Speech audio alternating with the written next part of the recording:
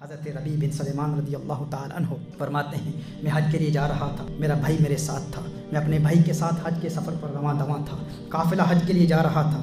ہمارا کاروان کوفہ میں پہنچتا ہے۔ جب ہم کوفہ میں پہنچتے ہیں تو میں دیکھتا ہوں سامان سفر خریدنے کے لیے میں بازار میں جاتا ہوں، ایک عجیب و غریب منظر دیکھتا ہوں۔ کہتے ہیں میں ایک عجیب و غریب منظر دیکھتا ہوں، ایک خچر کو دیکھا، ایک خچر وہاں پر مرا ہوا پڑا تھا، اس کے قریب ایک عورت تھی، اس عورت کے ہاتھ میں چاقو تھا، اس چاقو سے اس خچر کا گوشت کاٹ کر ایک تھیلی میں ڈال رہی تھی۔ کہا میں حیران ہو گیا کہ یہ مردار کا گوشت کاٹ کر تھیلی میں کیوں ڈال رہی ہے۔ کہا میں نے اس کا تعاقب کیا، میں نے سوچا کہیں یہ مردار، چونکہ اسلام میں مردار کھانا حرام ہے، تو کہیں یہ گوشت کسی کو بیچ نہ دے، کہیں یہ کسی کو کھلا نہ دے۔ حضرت ربیع بن سلیمان رضی اللہ تعالیٰ عنہ فرماتے ہیں میں اس عورت کے پیچھے ہو لیا، میں نے اس کا تعاقب کیا، میں اس کے پیچھے جاتا رہا۔ میں نے دیکھا کہ وہ عورت ایک بڑے گھر کے سامنے جاتی ہے، اس کا دروازہ بہت طویل تھا، بہت بلند تھا، بہت دراز تھا۔ اس نے دروازے پر دستک دی، جب دروازے پر دستک دی تو اندر سے آواز آئی کون ہے کون ہے؟ حضرت ربیع بن سلیمان کہتے ہیں کہ اس عورت نے جواب دیا کہ میں ہی ہوں، مصیبت کی ماری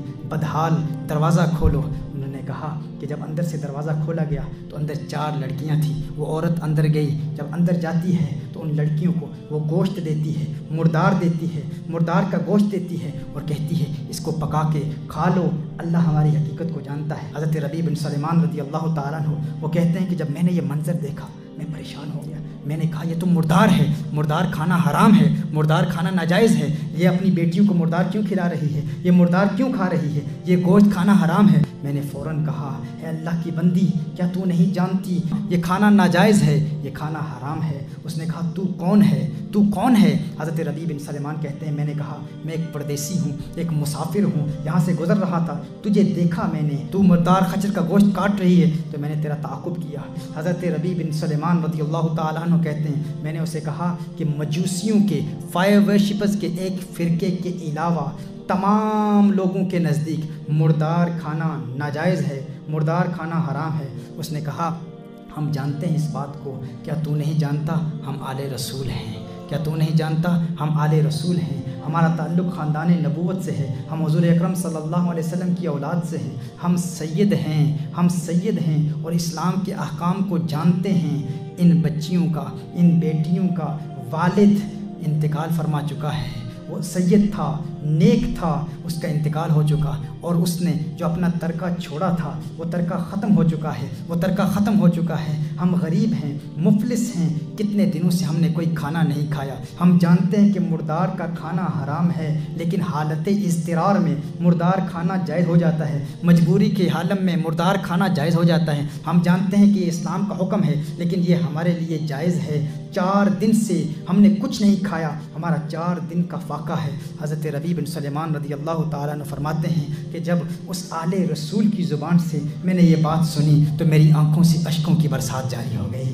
کہا میں نے رونا شروع کر دیا، روتا ہوا میں وہاں سے لوٹ آیا، پلٹ آیا۔ میں نے کہا اب میں حج پر نہیں جاؤں گا، اب میں حج نہیں کروں گا، میں نے فیصلہ کر لیا کہ اب میں حج پر نہیں جاؤں گا۔ واپس آیا، اپنے بھائی کو بتایا، اپنے بھائی سے میں نے کہا کہ میں نے حج کا ارادہ ترک کر دیا ہے، اب میں حج پر نہیں جانے والا۔ اس نے کہا، حضرت ربیع بن سلیمان رضی اللہ تعالیٰ عنہ فرماتے ہیں کہ بھائی نے کہا کہ نہیں ایسا ہرگز نہیں کرنا۔ حضور اکرم صلی اللہ علیہ وسلم نے ارشاد فرمایا جو حج کرتا ہے اس کے اگلے پچھلے تمام گناہوں کو اللہ معاف فرما دیتا ہے، تو حج کا ارادہ ترک نہ کر۔ کہا کہ اس نے میری بڑی حوصلہ افزائی کی، لیکن میں نے ارادہ کر لیا تھا میں اب حج پر نہیں جاؤں گا۔ حضرت ربیع بن سلیمان رضی اللہ تعالیٰ عنہ فرماتے ہیں کہ اس وقت میرے پاس 600 نقد درہم موجود تھے، میرے پاس چند کپڑے تھے، میرے احرام کی 2 چادریں تھیں، وہ 600 درہم لے کر میں بازار میں گیا، 100 درہم کا آٹا خریدا، 100 درہم کا آٹا خریدا، 100 درہم کا کپڑا خریدا، باقی جو 400 درہم میرے پاس تھے وہ 400 درہم اس آٹے میں نے چھپا دیے،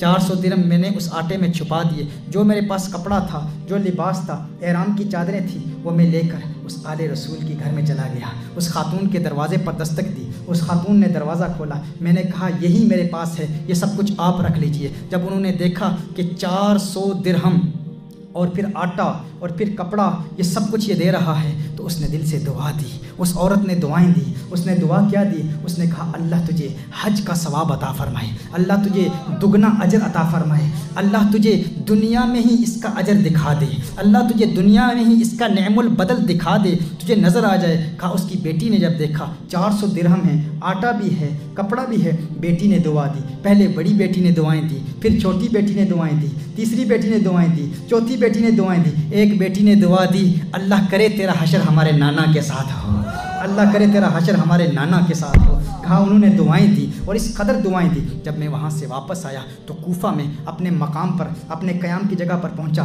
تو حج کے قافلے جا چکے تھے۔ کہا میں بہت پریشان ہوا، دل میں بڑی پریشانی محسوس ہوئی، دل میں یہ تمنائیں مچل رہی تھی، یہ آرزویں تھیں، یہ خواہشات تھی کہ میں حج کے لیے آیا تھا، قافلہ چلا گیا، میں کوفہ میں ہی رہ گیا، کاش کہ میرا بھی بلاوا آ جاتا، کاش کہ میں بھی حج پر چلا جاتا۔ کہا میں وہیں انتظار کرتا رہا یہاں تک کہ حج کے قافلے جو حج کے لیے گئے تھے، حج کے وہ قافلے واپس آنا شروع ہو گئے، کاروان حج واپس آنا شروع ہو گئے۔ جب حاجیوں کی واپسی کا میں نے سنا تو میں نے ارادہ کر لیا، ایک پختہ عزم کر لیا کہ میں ہر حاجی کا استقبال کروں گا، ہر حاجی کا استقبال کروں گا اور ان سے دعائیں لوں گا، کیونکہ ان کی دعائیں اللہ کی بارگاہ میں مقبول ہیں۔ ابھی حج کی سعادت حاصل کر کے وہ واپس آ رہے ہیں تو میں ہر حاجی سے ملاقات کروں گا اور ان سے کہوں گا کہ میرے لیے دعائیں کرنا۔ کہا حضرت ربیع بن سلیمان رضی اللہ تعالیٰ عنہ نے، وہ کہتے ہیں کہ میں حاجیوں کے استقبال کے لیے گیا، جب حاجیوں سے ملا تو میں نے کہا اللہ تمہارا حج قبول فرمائے، اللہ تمہارا حج قبول فرمائے، اللہ تمہاری عبادت قبول فرمائے، تجھے اللہ نے حج کی سعادت سے نوازا، اللہ تمہاری عبادتوں کو قبول فرمائے، تم میرے لیے دعائیں کرو۔ کہا تو ان لوگوں نے کہا، وہ لوگ جو حج سے واپس آ رہے تھے، جن کا استقبال کرنے کے لیے میں گیا تھا، انہوں نے کہا کیا بات کرتا ہے، کیا کہتا ہے، کیا کہہ رہا ہے، کیا تو یہ کہنا چاہ رہا ہے کہ تو حج پر نہیں گیا تھا؟ کیا تو حج سے انکار کرتا ہے؟ کیا تو یہ کہتا ہے کہ تو حج پر نہیں گیا تھا؟ عرفات میں ہمارے ساتھ کون تھا؟ مطاف میں ہمارے ساتھ کون تھا؟ رمی و جمرات میں ہمارے ساتھ کون تھا؟ تو ہمارے ساتھ طواف بھی کرتا تھا، میدان عرفات میں بھی تھا، شیطان کو کنکریاں بھی مارتا تھا، آج ہمیں کہہ رہا ہے کہ اللہ تمہارا حج قبول کرے، ہمیں کہہ رہا ہے کہ ہمارے لیے دعا کرو، ارے تو ہمارے ساتھ تھا۔ وہ کہتا ہے میں نے کہا اللہ یہ کیا ماجرا ہے، یہ کیا مسئلہ ہے، یہ تیرا لطف و کرم ہے، میں حیران و پریشان، ارے میں تو کوفہ میں ہوں، یہ کہہ رہے ہیں میں حج پر گیا تھا۔ کہا اتنے میں دیکھتا ہوں کہ میرے شہر کے لوگ بھی واپس آ رہے ہیں، جو میرے محلے کے، میرے علاقے کے لوگ جو حج کے لیے گئے تھے، میں نے دیکھا وہ کاروان بھی واپس آ رہے ہیں، وہ قافلے بھی واپس آ رہے ہیں۔ میں نے کہا ان سے ملاقات کر لوں، ان کے پاس گیا، ان سے کہا میرے لیے دعا کرو، اللہ نے تمہارا حج قبول کیا ہے، میں تمہارے لیے دعا کرتا ہوں، تم میرے لیے دعا کرو، اللہ تمہاری سعی مشکور فرمائے، اللہ تمہاری عبادتوں کو قبول فرمائے۔ وہ کہہ رہے ہیں یہ تمہاری کیا کہہ رہا ہے، کیا تو ہمارے ساتھ نہیں تھا؟ طواف کے وقت تو ہمارے ساتھ تھا، عرفات کے میدان میں تو ہمارے ساتھ تھا، عبادت میں تو ہمارے ساتھ تھا، مزدلفہ میں تو ہمارے ساتھ تھا، مینا میں تو ہمارے ساتھ تھا، تو ہمیں کیا؟ میں نے کہا ارے میں تو کوفہ میں رہ گیا تھا، میں کہاں آپ کے ساتھ تھا؟ کہا میں حیران و پریشان۔ اچانک ایک صاحب میرے سامنے آتے ہیں، وہ کہتے ہیں تو یہ کہتا ہے تو حج پر نہیں تھا، تو یہ کہتا ہے تو حج پر نہیں تھا؟ ارے یہ تھیلی دیکھ لے، یہ تھیلی دیکھ لے۔ جب مسجد نبوی شریف میں رسالت مآب صلی اللہ علیہ وسلم کی بارگاہ میں حاضری کا شرف حاصل کرنے کے بعد، سلام عرض کرنے کے بعد، جب ہم مسجد نبوی شریف میں حضور اکرم صلی اللہ علیہ وسلم کے مواجہہ اقدس میں سلام عرض کر رہے تھے، سلام عرض کرنے کے بعد باب جبریل سے جب ہم باہر نکلے تو بھیڑ بہت زیادہ تھی، ازدحام بہت زیادہ تھا، اس وقت تو نے مجھے یہ تھیلی دی تھی، یہ تھیلی امانت ہے، اسے واپس لے لیں۔